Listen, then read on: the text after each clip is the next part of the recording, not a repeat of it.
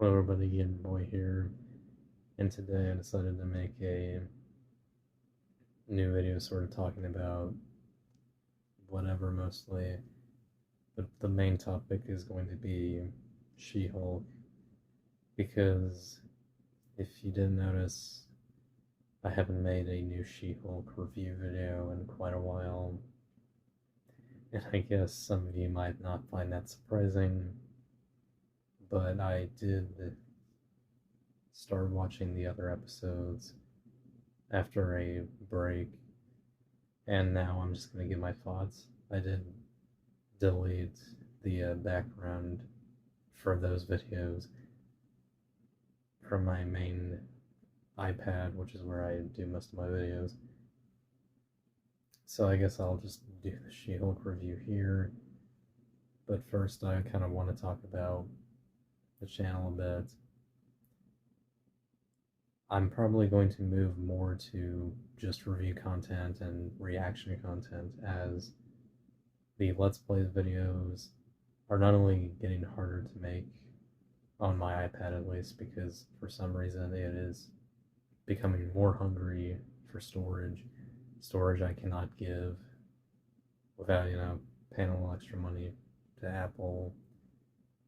So I'm just going to leave it at that unless,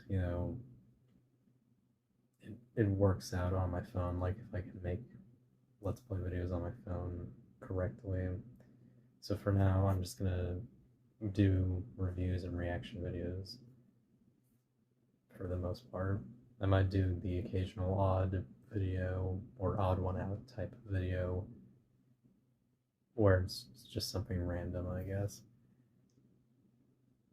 Other than that, that's kind of just it for any plans for my channel. I've, of course, renamed my channel, so it's like a broader name in a sense, even if it's just my name. It'll it'll kind of make it more broad. It might turn some people away, but hopefully it is more welcoming to some people. Other than that, let's get to She-Hulk. Okay, so I'm pretty sure I left it off at the wedding episode where Jennifer decides to come to her friend's wedding. I say friend because this friend is very stuck up and superficial for the most part. She doesn't want She-Hulk at her wedding and just wants Jen, probably just to have someone else there. She probably doesn't care about Jen too much. So the episode is called Just Jen, I think. Though that might be, I'm mixing some of these up. That could be the name of the next episode. But I think it's the wedding episode. It's called Just Jen. But she goes to the wedding and tries not to be She-Hulk. And she ends up meeting with this guy who's there, who seems to be this really good guy, a great guy. And then when she, comes back to the whole wedding part and the, building area it's supposed to take place in, turns out Titania is there too. She was invited, and this causes some tension.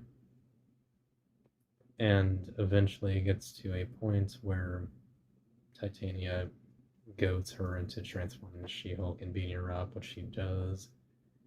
And after the fight's kind of won and people are, in awe and using their phones and capturing it all, the friend basically is like, "Oh my god, can't believe She-Hulk's at my wedding," and it like kind of just flips like a switch, and that's basically the episode.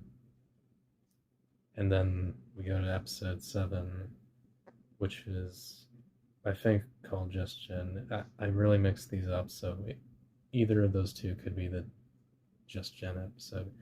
But here, she basically goes to meet up with Abomination, Emil Blonsky, because his ankle brace uh, tracker thing is going haywire, and the police need someone to, go check on him, and she does that. And it turns out to have just, gone a little haywire. He didn't try to escape or anything. And he, convinces her to stay for a while because her car is having troubles. Even though she doesn't really want to be there because she's waiting for a text from the guy she met at the wedding. He hasn't really responded yet. So Emil, convinces her to stay and take sort of therapy class with all of these wannabe superhumans. There is some matador guy, a bull man, a guy who thinks he's a vampire, crazy stuff like that. And that's about it. It of course ends with um, Emil convincing Jen to turn off her phone and just enjoy herself. It's an all right episode. It is not the best. It's a little better than the wedding episode, just in terms of content. If there were more episodes for this show overall, and the rest of the show was good, this would be an alright episode, but it's not too great, but certainly better than the last, two before, or even all of the episodes beforehand. And then finally, we make it to episode 8, the moment we've all been waiting for. Leapfrog. No, of course, that's not the moment we've been waiting for, but it's the subject of the episode for the most part. He's also a Marvel character I've heard of, but basically it's some superhero guy who has rocket boots instead of superpowers, and they go faulty and sort of burn him up a bit.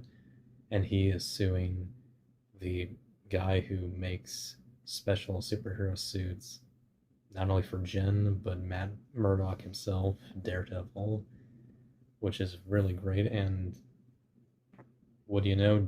Matt Murdock is representing the super suit guy, while Jen is defending Leapfrog because she kind of has to, sadly.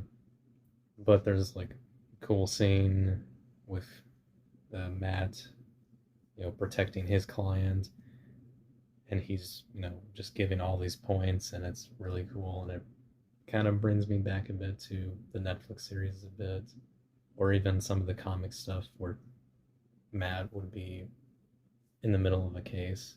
So that's really cool. Eventually, at the bar, Jen's just, having a drink, and then the bartender gives her another, and turns out Matt paid for it, and he like talks to her a bit, and giving little hints that he's more than just a blind lawyer, but she doesn't really take those hints. And while Jen is doing her own stuff, later on she gets a call from Leapfrog, and supposedly he's being pursued while, speeding on a highway or whatever. And she decides to take Matt's advice on balancing superhero stuff and lawyer stuff. And she goes to help him, and it turns out that Daredevil is sort of attacking Leapfrog because apparently Leapfrog is doing all kinds of crazy shit because apparently he kidnapped the super suit guy. And Jen basically, well, accidentally lets him go while fighting Daredevil. She finds out who he is by pulling his mask off. And then they talk a bit. And then, of course, they go, after Leapfrog and try to save Super Suit Guy. And we get some more classic Daredevil stuff where he sneaks into the warehouse and beats up the henchmen. And then, She-Hulk comes in through the roof and I think sort of kills those guys. or at least cripples them by crushing them under the rubble. But oh well, they go confront Leapfrog, and eventually they stop him and save Super Suit Guy, and he decides that he'll continue making Jen new suits after she saved his life, which I guess is nice. And then, Daredevil and her have talk after that, and then they make out, which is not great, but yeah, it's alright. And then they bang later, which is yet another thing that is not great, but definitely better than most of the stuff we've gotten so far in the series. I do find it a little funny afterward where Daredevil's literally walking outside the daylight in his suit, just walking past some neighbor of Jen's is like, hey, it's a little funny. And then finally, it actually just realized, yeah, in the same episode, we then realize, oh, she has this gala thing to go to. It's a little weird that that happened the same episode. She goes to some gala because it's the Female Lawyer of the Year award, and she's, possible candidate. And then the TV screens or whatever are hacked by the group of people who've been sending her death threats and all of that stuff and trying to take her blood. And she gets so mad that she punches the TV screen and goes after a guy who, who seems to be one of their men, taking, phone footage of her destroying that. And then she's apprehended by the police, and her reputation's ruined for a moment because she, hulked out, so to speak. And then we go to episode 9, the finale. Um, She Hulk's friend, yeah, her friend and assistant is looking into intelligentsia or whatever, trying to figure out who they actually are. She gets onto that sort of trail while I think She Hulk I think she like also goes to meet a meal because she needs some guidance or whatever, and she finds that not only are the intelligentsia people rallied up in the therapy barn or whatever it is, but Abomination is actually there, and he's actually like in his abomination form, and she's of course shocked about that. And then all this other crazy stuff is going on. People are coming in. Of course, the friend shows up because of her investigation. Hulk shows up.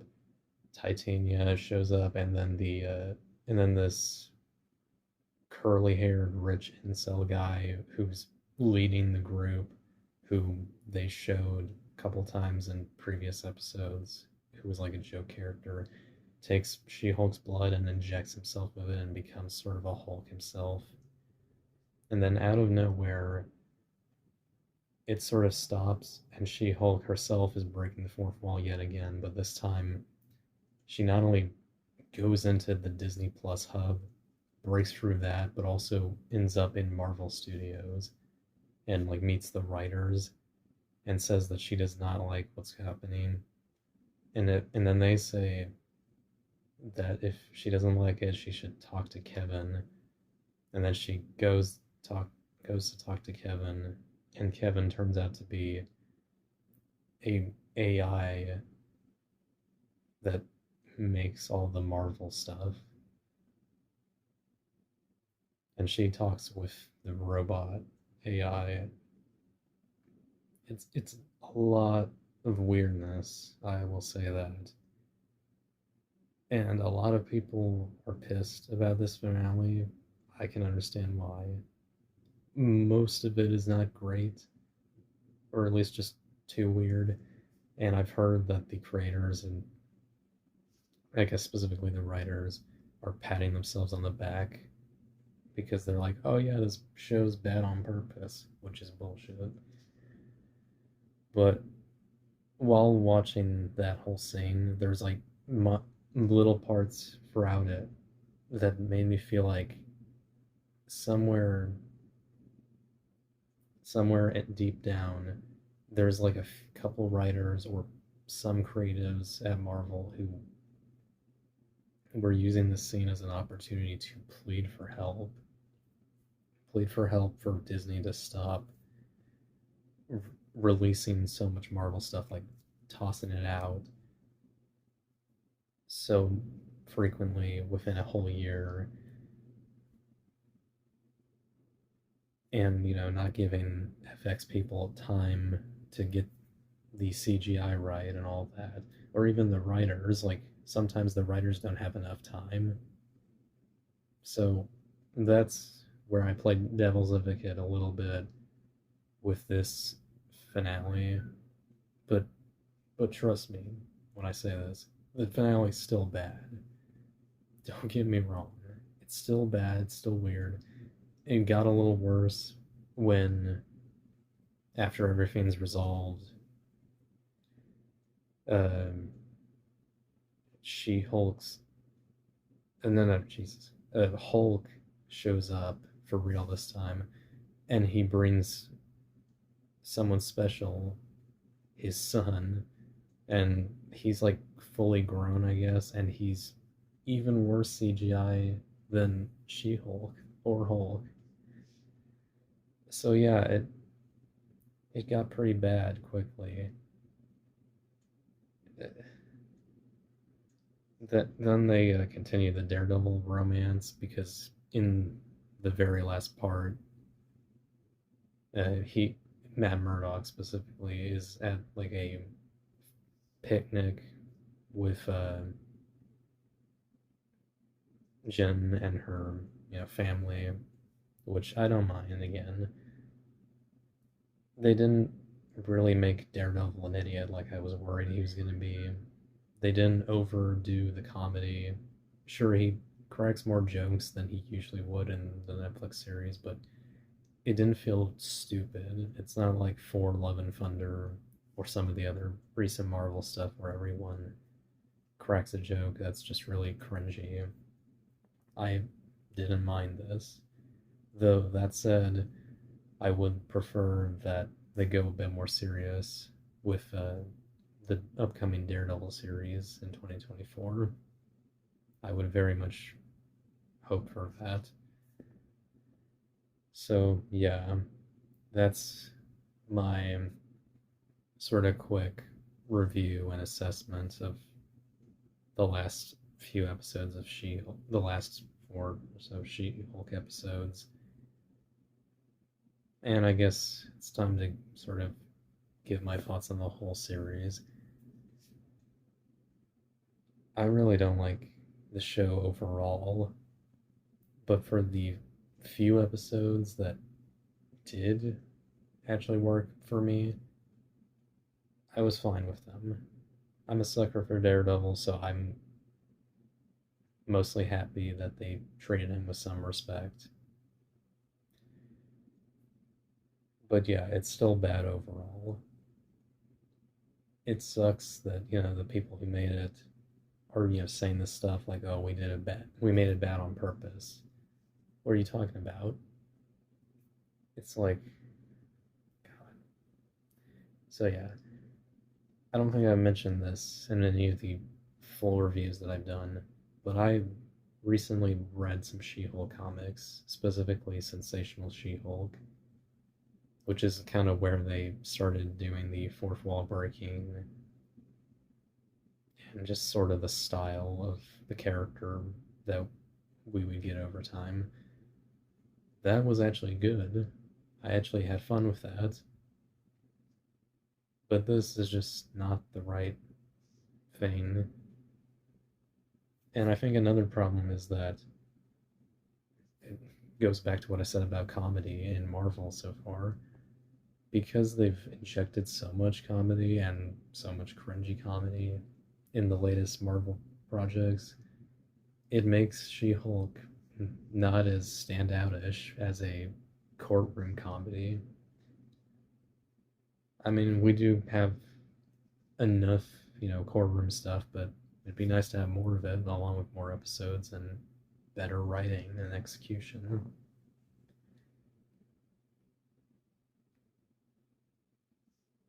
That's all I'm saying. At least there's, a few good apples here and there in Phase 4. Obviously, I really loved Spider Man No Way Home. And recently, Werewolf by Night was pretty decent. I was surprised by that, but I guess it's somewhat hard to mess up a short film, but I guess you might be surprised. So, yeah, I guess if I'm going to actually give a rating for the whole show, I'd give it a 4 out of 10. And then I guess I'm not going to rate the individual episodes that I talked about here just because. I hope you think my opinion is decent enough. I'd love to know what your opinion of She-Hulk is. I imagine it's probably worse than mine or better than mine. But yeah, hope you enjoyed this video. Make sure to like, comment, subscribe, and stay tuned for more content by me. And I will see you all next time. Goodbye.